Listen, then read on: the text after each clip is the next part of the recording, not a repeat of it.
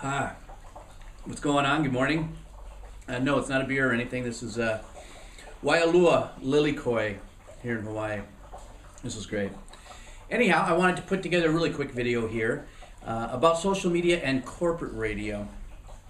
Corporate radio, like anything else corporate, and anything else, especially that is a heritage type of media, such as radio, has been around since the Last Supper pretty much.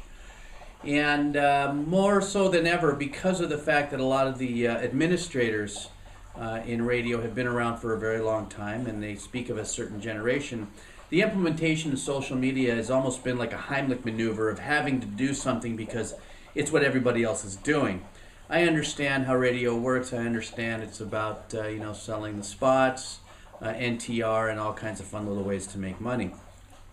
However, social media still is it's being looked at very seriously more and more every day.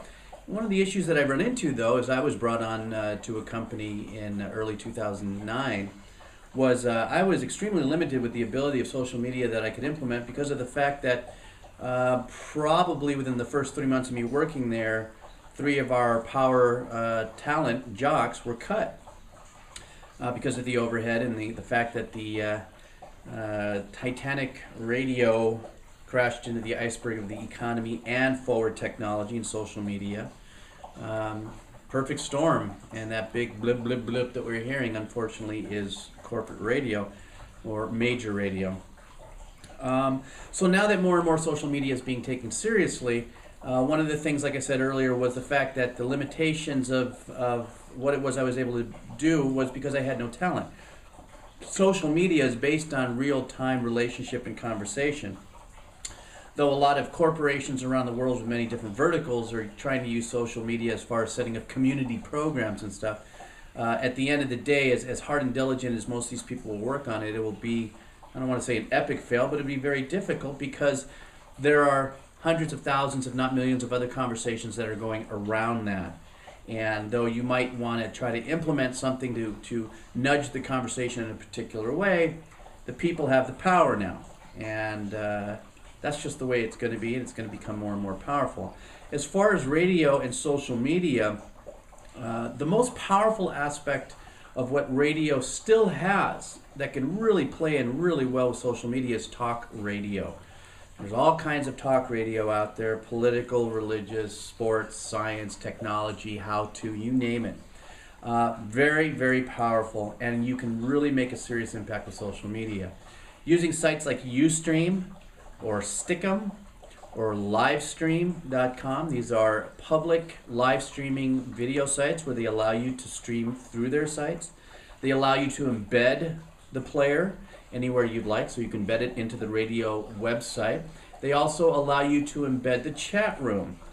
So that being said, I think you can put it together that by utilizing a live streaming commercial site like one of the 3 I just mentioned and implementing that and putting it on the website will increase website traffic and also increase stick equity, which is very important to advertisers.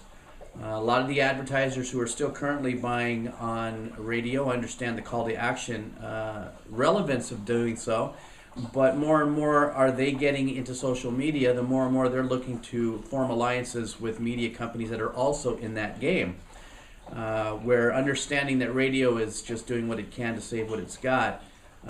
Implementing a very solid social media plan is a feel-good kind of partnership so that the client, the potential advertiser that buys, is buying into more than just what they've always been buying into.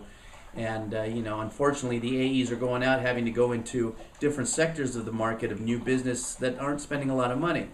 But if you bring back the social media impact of it and really put it up there, along with all the numbers and stats the AEs go out and do the dog and pony show dance with to try to get the buy, putting in the social media element in real time is very powerful, especially if it's coming across during a very successful live streaming talk show.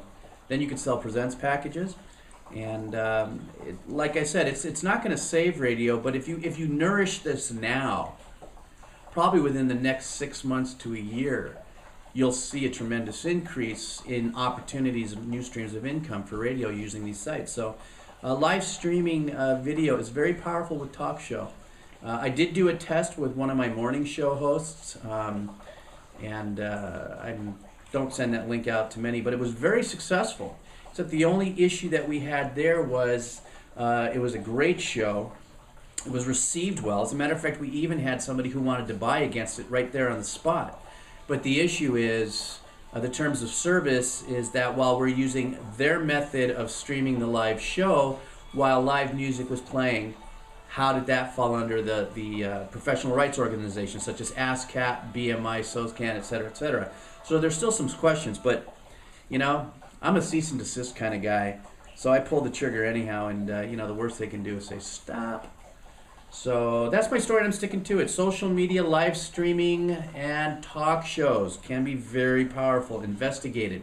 Ustream.com, Stickam, Stickam, I think, .com, livevideo.com, and I think there's going to be some real serious relevance to that in the future. You just, you know, for all the people, all the radio stations that are putting together their social media teams and directors and stuff like that, you know, like anything else, you got to start now, and that's a very powerful way to do it. So I'm going to finish my Lilikoi here, and actually there's some good surf. So I'm going to go surf, and that's my story. I'm sticking to it. Aloha.